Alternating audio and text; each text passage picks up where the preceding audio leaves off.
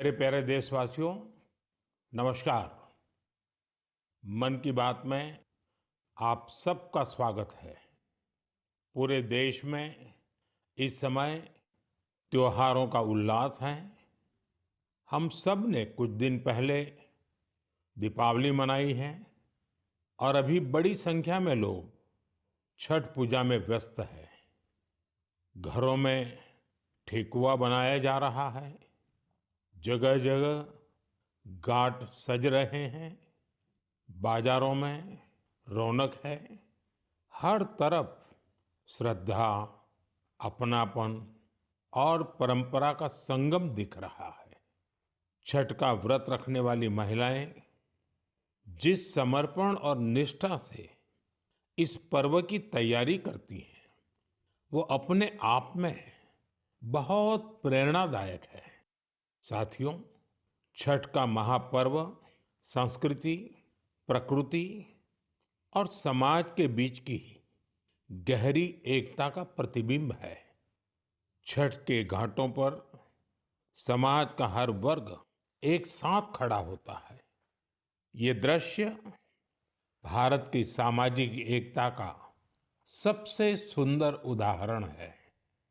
आप देश और दुनिया के किसी भी कोने में हो, यदि मौका मिले तो छठ उत्सव में जरूर हिस्सा लें।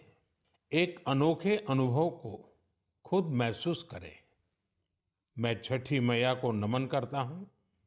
सभी देशवासियों को, विशेषकर बिहार, झारखंड और पूर्वांचल के लोगों को छठ महापर्व की शुभकामनाएं देता हूं। साथियों, त्योहारों के इस अवसर पर मैंने आप सभी के नाम एक पत्र लिखकर अपनी भावनाएं साझा की थी। मैंने चिट्ठी में देश की उन उपलब्धियों के बारे में बताया था जिससे इस बार त्योहारों की रौनक पहले से ज्यादा हो गई है। मेरी चिट्ठी के जवाब में मुझे देश के अनेक नागरिकों ने अपने संदेश भेजे हैं। वाकई ऑपरेशन सिंदूर ने हर भारतीय को गर्व से भर दिया है। इस बार उन इलाकों में भी खुशियां के दीप जलाए गए जहां कभी माओवादी आतंक का अंधेरा छाया रहता था। लोग उस माओवादी आतंक का जड़ से खात्मा चाहते हैं जिसने उनके बच्चों का भविष्य संकट में डाल दिया था। जीएसटी बचत उत्सव को लेकर भी लोगों में बहुत उत्साह है। इस बार त्योहारों में एक और सुखद बात देखने को मिली। बाजारों में स्वदेशी सामानों की खरीदारी जबरदस्त तरीके से बढ़ी है। लोगों ने मुझे जो संदेश भेजे हैं उसमें बताया है कि इस बार उन्होंने किन स्वदेशी चीजों की खरीदारी की है। साथियों, मैंने अपने पत्र में खाने के तेल में 10% की कमी करने का भी आग्रह किया था। इस पर भी लोगों ने बहुत सकारात्मक रुख दिखाया है। साथियों, स्वच्छता और स्वच्छता के प्रयास, इस पर भी मुझे ढेर सारे संदेश मिले हैं। मैं आपसे देश के अलग-अलग शहरों की ऐसी गाथाएं साझा करना चाहता हूं जो बहुत प्रेरणादायक है। छत्तीसगढ़ के अंबिकापुर में शहर से प्लास्टिक कचरा साफ करने के लिए एक अनोखी पहल की गई है। अंबिकापुर में गार्बेज कैफे चलाए जा रहे हैं। ये ऐसे कैफे हैं जहां प्लास्टिक कचरा लेकर जाने पर भरपेट खाना खिलाया जाता है। अगर कोई व्यक्ति 1 किलो प्लास्टिक लेकर जाए, उसे दोपहर या रात का खाना मिलता है और कोई आधा किलो प्लास्टिक ले जाए तो नाश्ता मिल जाता है। ये कैफे अंबिकापुर म्युनिसिपल कॉर्पोरेशन चलाता है। साथियों, इसी तरह का कमाल बेंगलुरु में इंजीनियर कपिल शर्मा जी ने किया है। बेंगलुरु को झीलों का शहर कहा जाता है और कपिल जी ने यहाँ झीलों को नया जीवन देने का अभियान शुरू किया है।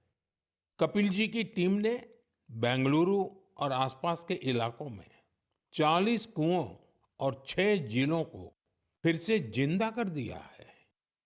खास बात तो ये है कि उन्होंने अपने मिशन में कॉरपोरेट्स और स्थानीय लोगों को भी जोड़ा है। उनकी संस्था पेड़ लगाने के अभियान से भी जुड़ी है।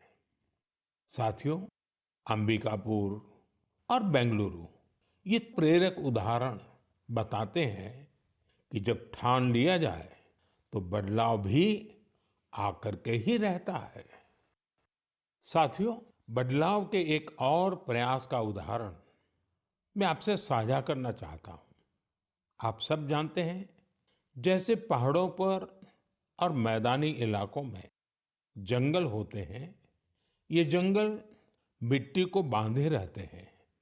कुछ वैसी ही अहमियत समंदर के किनारे मैंग्रोव की होती है। मैंग्रोव समुद्र के खारे पानी और दलदली जमीन में उगते हैं और समुद्री इकोसिस्टम का एक अहम हिस्सा होते हैं। सुनामी या साइक्लोन जैसी आपदा आने पर ये मैंग्रोव बहुत मददगार साबित होते हैं। साथियों, गुजरात के वन विभाग ने मैंग्रोव के इस महत्व को समझते हुए खास मुहिम चलाई हुई है। 5 साल पहले वन विभाग की टीमों ने अहमदाबाद के नजदीक धौलेरा में मैंग्रोव लगाने का काम शुरू किया था और आज धौलेरा तट पर 3,500 हेक्टेयर में मैंग्रोव फैल चुके हैं। इन मैंग्रोव का असर आज पूरे क्षेत्र में देखने को मिल रहा है। वहां की इकोसिस्टम में डॉल्फिन्स की संख्या बढ़ गई है। केकड़े और दूसरे जलीय जीव भी पहले से ज्यादा हो गए हैं। यही नहीं, अब यहाँ प्रवासी पक्षी भी काफी संख्या में आ रहे हैं। इससे वहां के पर्यावरण पर अच्छा प्रभाव तो पड़ा ही है। धौलेरा के मछली पालकों को भी फायदा हो रहा है। साथियों, धौलेरा के अलावा गुजरात के कच्छ में भी इन दिनों मैंग्रोव प्लांटेशन बहुत जोरों पर हो रहा है। वहां कोरी क्रीक में मैंग्रोव लर्निंग सेंटर भी बनाया गया है। साथियों, पेड़ पौधों की, वृक्षों की यही तो खासियत होती है।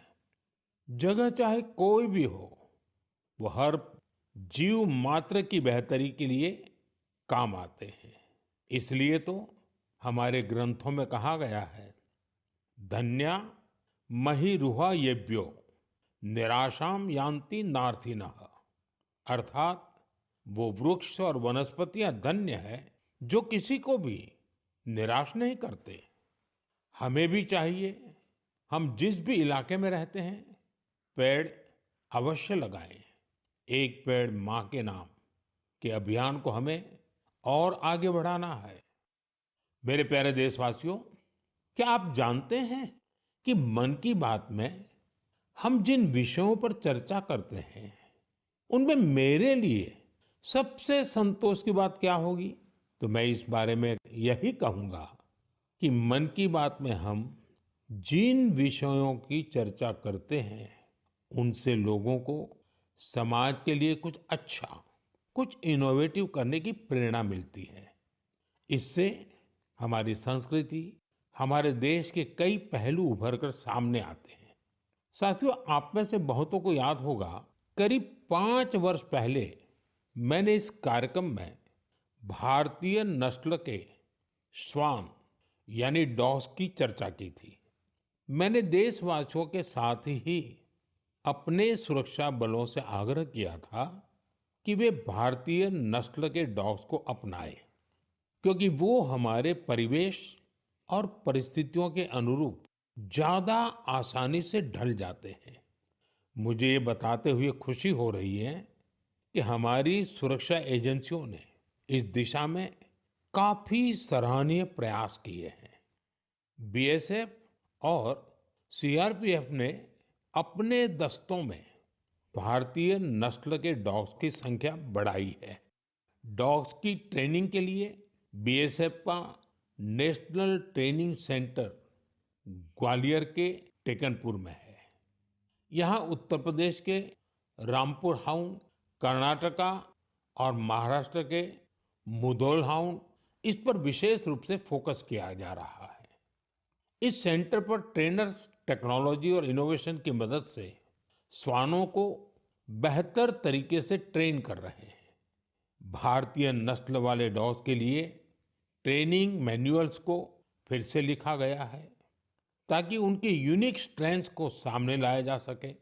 बेंगलुरु में सीआरपीएफ के dog breeding and training school में मॉन्ग्रेल्स, मुधोल हाउंड, कोम्बाई और पांडिकोना जैसे भारतीय श्वानों को ट्रेन किया जा रहा है।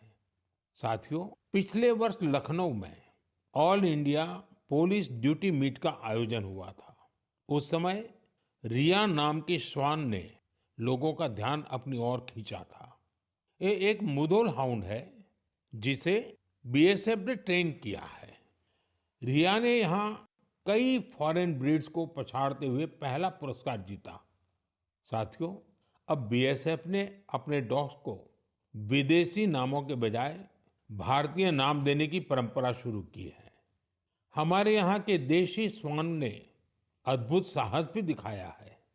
पिछले वर्ष छत्तीसगढ़ के माओवाद से प्रभावित रहे क्षेत्र में गश्त के दौरान सीआरपीएफ के एक देसी श्वान ने 8 किलोग्राम विस्फोटक का पता लगाया था। बीएसएफ और सीआरपीएफ ने इस दिशा में जो प्रयास किए हैं उसके लिए मैं उन्हें बधाई देता हूं। वैसे मुझे 31 अक्टूबर का भी इंतजार है। यह लौह पुरुष सरदार पटेल की जयंती का दिन है। इस अवसर पर हर वर्ष गुजरात के एकता नगर में स्टैच्यू ऑफ यूनिटी के समीप विशेष समारोह आयोजित किए जाते हैं। यहीं पर एकता दिवस परेड भी होती है और इस परेड में फिर से भारतीय श्वानों के सामर्थ्य का प्रदर्शन होगा। आप भी मौका निकालकर इसे जरूर देखिएगा। मेरे प्यारे देशवासियों, सरदार पटेल जी की 150वीं जयंती का दिन पूरे देश के लिए एक बहुत विशेष अवसर है। सरदार पटेल आधुनिक काल में राष्ट्र की सबसे महान विभूतियों में से एक रहे हैं। उनके विराट व्यक्तित्व में अनेक गुण एक साथ समाहित थे। वे एक अत्यंत प्रतिभाशाली छात्र रहे। उन्होंने भारत और ब्रिटेन दोनों ही जगह पढ़ाई में बेहतरीन प्रदर्शन किया। वे अपने समय के सबसे सफल वकीलों में से भी एक थे। वो वकालत में और नाम कमा सकते थे, लेकिन गांधी जी से प्रेरित होकर उन्होंने खुद को स्वतंत्रता आंदोलन में पूरी तरह समर्पित कर दिया। खेड़ा सत्याग्रह से लेकर बोरसद सत्याग्रह तक अनेक आंदोलनों में उनके योगदान को आज भी याद किया जाता है। अहमदाबाद म्युनिसिपैलिटी के प्रमुख के रूप में उनका कार्यकाल भी ऐतिहासिक रहा था। उन्होंने स्वच्छता और सुशासन को सर्वोच्च प्राथमिकता दी। उप प्रधानमंत्री और गृह मंत्री के रूप में उनके योगदान के लिए हम सभी सदैव उनके ऋणी रहेंगे। साथियों, सरदार पटेल ने भारत के ब्यूरोक्रेटिक फ्रेमवर्क की एक मजबूत नींव भी रखी। देश की एकता और अखंडता के लिए उन्होंने अद्वितीय प्रयास किए। मेरा आप सबसे आग्रह है, 31 अक्टूबर को सरदार साहब की जयंती देश भर में होने वाली रन फॉर यूनिटी में आप भी जरूर शामिल हो और अकेले नहीं, सबको साथ लेकर के शामिल हो। एक प्रकार से युवा चेतना का ये अवसर बनना चाहिए। एकता की दौड़ एकता को मजबूती देगी। ये उस महान विभूति के प्रति हमारी सच्ची श्रद्धांजलि है जिन्होंने भारत को एकता के सूत्र में पिरोया था। मेरे प्यारे देशवासियों, चाय के साथ मेरा जुड़ाव तो आप सभी जानते ही हैं, लेकिन आज मैंने सोचा कि मन की बात में क्यों ना कॉफी पर चर्चा की जाए। आपको याद होगा, बीते साल हमने मन की बात में अराकू कॉफी पर बात की थी।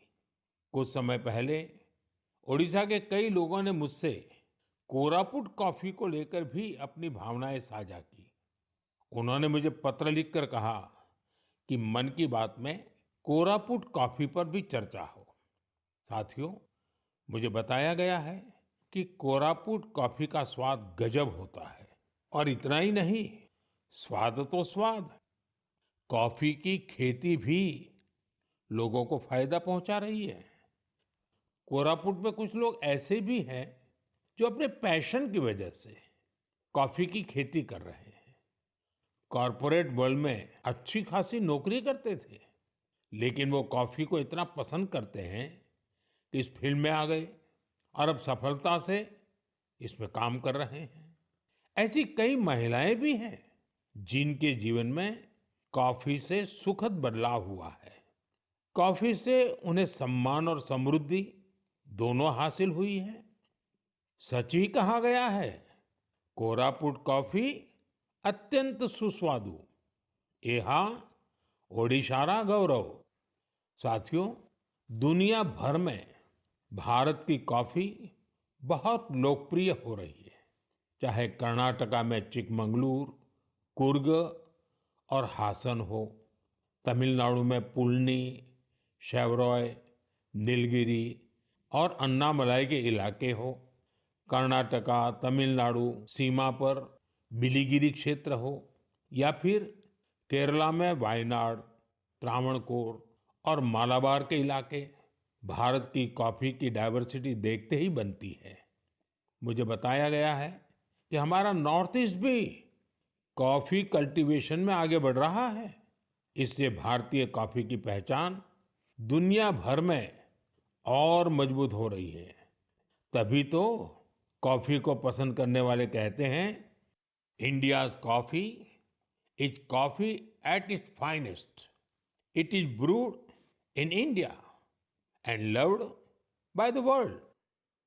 मेरे प्यारे देशवासियों, अब मन की बात में एक ऐसे विषय की बात जो हम सबके दिलों के बेहद करीब है।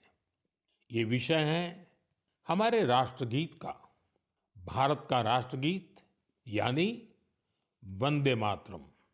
एक ऐसा गीत जिसका पहला शब्द ही हमारे हृदय में भावनाओं का उफान ला देता है।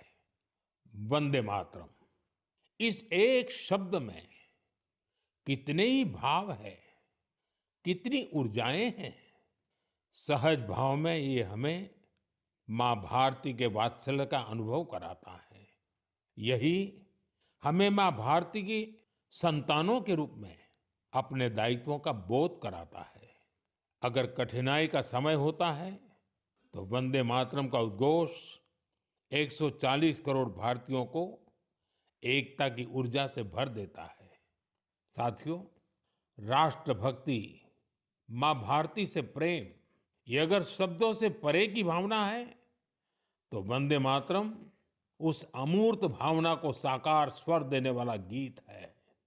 इसकी रचना बंकिम चंद्र चट्टोपाध्याय जी ने सदियों की गुलामी से शिथिल हो चुके भारत में नए प्राण फूंकने के लिए की थी।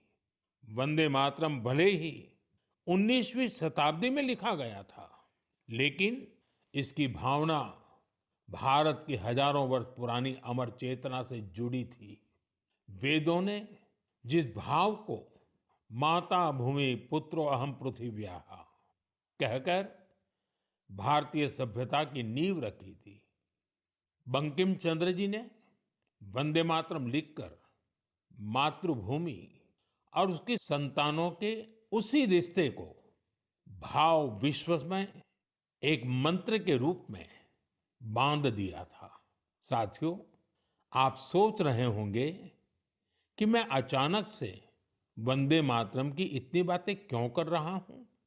दरअसल कुछ ही दिनों बाद 7 नवंबर को हम वंदे मातरम के 150वें वर्ष के उत्सव में प्रवेश करने वाले हैं। 150 वर्ष पूर्व वंदे मातरम की रचना हुई थी और 1896 में गुरुदेव रविंद्रनाथ टैगोर ने पहली बार इसे गाया था। साथियों, वंदे मातरम के गान में करोड़ों देशवासियों ने हमेशा राष्ट्र प्रेम के अपार उफान को महसूस किया है। हमारी पीढ़ियों ने वंदे मातरम के शब्दों में भारत के एक जीवंत और भव्य स्वरूप के दर्शन किए हैं। सुजलाम सुफलाम मलयज शीतलाम शस्य श्यामलाम मातरम वंदे मातरम। हमें ऐसा ही भारत बनाना है। वंदे मातरम हमारे इन प्रयासों में हमेशा हमारी प्रेरणा बनेगा। इसलिए हमें वंदे मातरम के 150वें वर्ष को भी यादगार बनाना है। आने वाली पीढ़ी के लिए ये संस्कार सरिता को हमें आगे बढ़ाना है। आने वाले समय में वंदे मातरम से जुड़े कई कार्यक्रम होंगे, देश में कई आयोजन होंगे। मैं चाहूंगा हम सब देशवासी वंदे मातरम के गौरवगान के लिए स्वतः स्फूर्त भावना से भी प्रयास करें। आप मुझे अपने सुझाव हैशटैग वंदे मातरम 150 के साथ जरूर भेजिए। हैशटैग वंदे मातरम 150। मुझे आपके सुझावों का इंतजार रहेगा और हम सब इस अवसर को ऐतिहासिक बनाने के लिए काम करेंगे। मेरे प्यारे देशवासियों, संस्कृत का नाम सुनते ही हमारे मन मस्तिष्क में आता है हमारे धर्म ग्रंथ, वेद, उपनिषद, पुराण, शास्त्र, प्राचीन ज्ञान विज्ञान, अध्यात्म और दर्शन। लेकिन एक समय इन सब के साथ साथ संस्कृत बातचीत की भी भाषा थी। उस युग में अध्ययन और शोध संस्कृत में ही किए जाते थे। नाट्य मंचन भी संस्कृत में होते थे। लेकिन दुर्भाग्य से गुलामी के कालखंड में भी और आजादी के बाद भी संस्कृत लगातार उपेक्षा का शिकार हुई। इस वजह से युवा पीढ़ियों में संस्कृत के प्रति आकर्षण भी कम होता चला गया। लेकिन साथियों, अब समय बदल रहा है, तो संस्कृत का भी समय बदल रहा है। संस्कृति और सोशल मीडिया की दुनिया ने संस्कृत को नई प्राणवायु दे दी है। इन दिनों कई युवा संस्कृत को लेकर बहुत रोचक काम कर रहे हैं। आप सोशल मीडिया पर जाएंगे तो आपको ऐसी कई रील्स दिखेगी जहां कई युवा संस्कृत में और संस्कृत के बारे में बात करते दिखाई देंगे। कई लोग तो अपने सोशल मीडिया चैनल के जरिए संस्कृत सिखाते भी हैं। ऐसे ही एक युवा कंटेंट क्रिएटर है भाई यश साळुंके। यश की खास बात यह है कि वो कंटेंट क्रिएटर भी है और क्रिकेटर भी हैं। संस्कृत में बात करते हुए क्रिकेट खेलने की उनकी रील लोगों ने खूब पसंद की है। आप सुनिए। पश्यतु अहं कथं क्रीडामि। देवराज सेव्यमान पावनाङ्घ्रि पङ्कजम् ज्ञानयज्ञसूत्रमिन्दुशेखरं कृपाकरम्। प्रातः नूतनं कन्दुकं गृह्णातु। नारदादियोगिवृन्दवन्दितं दिगम्बरम्। इमं कन्दुकं सावधानेन पश्य चषटकाय ताडय।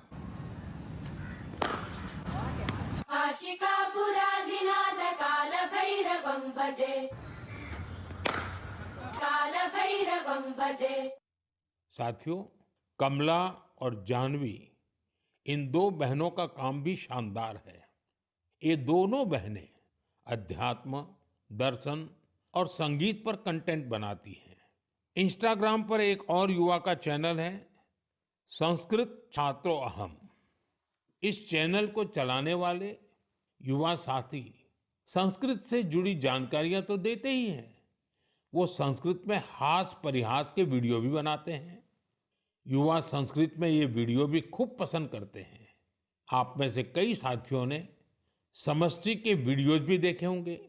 समष्टि संस्कृत में अपने गानों को अलग अलग तरह से प्रस्तुत करती है। एक और युवा है भावेश भीमनाथनी।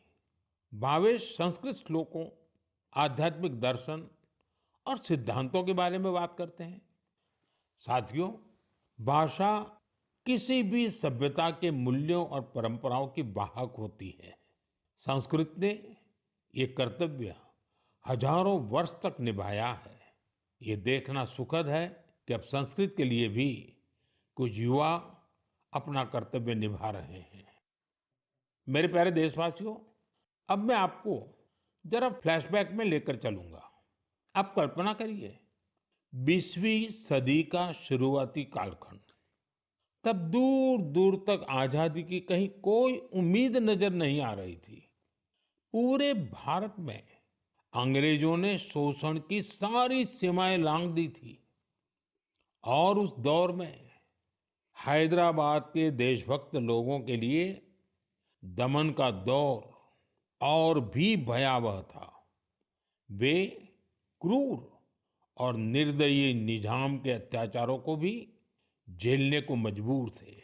गरीबों, वंचितों और आदिवासी समुदायों पर तो अत्याचार की कोई सीमा ही नहीं थी। उनकी जमीनें छीन ली जाती थी, साथ ही भारी टैक्स भी लगाया जाता था। अगर वे इस अन्याय का विरोध करते तो उनके हाथ तक काट दिए जाते थे।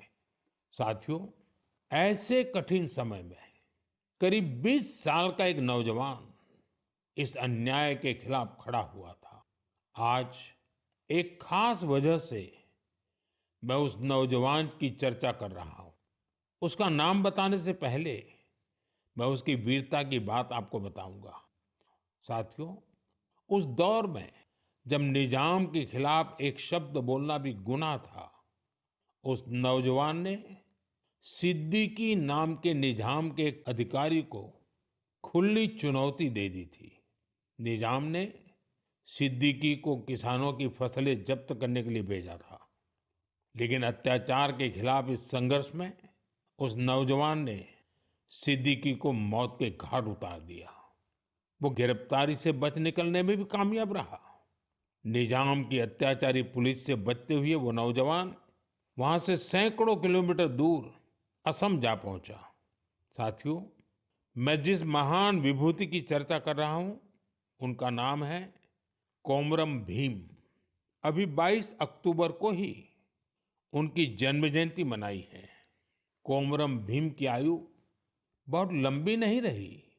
वो महज 40 वर्ष ही जीवित रहे, लेकिन अपने जीवन काल में उन्होंने अनगिनत लोगों, विशेषकर आदिवासी समाज के हृदय में अमिट छाप छोड़ी। उन्होंने निजाम के खिलाफ संघर्ष कर रहे लोगों में नई ताकत भरी। वे अपने रणनीतिक कौशल के लिए भी जाने जाते थे। निजाम की सत्ता के लिए वे बहुत बड़ी चुनौती बन गए थे। 1940 में निजाम के लोगों ने उनकी हत्या कर दी थी। युवाओं से मेरा आग्रह है कि वे उनके बारे में अधिक से अधिक जानने का प्रयास करें। कोमरम भीम की ना विनम्र निवाली आयन प्रजल हृदयालो एप्पटिकी नीलीची उंटारू। साथियों, अगले महीने की 15 तारीख को हम जनजातीय गौरव दिवस मनाएंगे। यह भगवान बिरसा मुंडा जी की जयंती का सुअवसर है। मैं भगवान बिरसा मुंडा जी को श्रद्धापूर्वक नमन करता हूं। देश की आजादी के लिए, आदिवासी समुदाय के अधिकारों के लिए उन्होंने जो काम किया वो अतुलनीय है। मेरे लिए ये सौभाग्य की बात है कि मुझे झारखंड में भगवान बिरसा मुंडा जी के गांव उलीहातू जाने का अवसर मिला था। मैंने वहां की माटी को माथे पर लगाकर प्रणाम किया था। भगवान बिरसा मुंडा जी और कोमाराम भीम जी की तरह ही हमारे आदिवासी समुदायों में कई और विभूतियां हुई हैं। मेरा आग्रह है कि आप उनके बारे में अवश्य पढ़ें। मेरे प्यारे देशवासियों, मन की बात के लिए मुझे आपके भेजे हुए ढेरों संदेश मिलते हैं। कई लोग इन संदेशों में अपने आसपास के प्रतिभाशाली लोगों के बारे में चर्चा करते हैं। मुझे पढ़कर बहुत खुशी होती है कि हमारे छोटे शहरों कस्बों, गांवों में भी इनोवेटिव आइडियाज पर काम हो रहे हैं। अगर आप ऐसे व्यक्ति या समूहों को जानते हैं जो सेवा की भावना से समाज को बदलने में जुटे हैं, तो मुझे जरूर बताइए।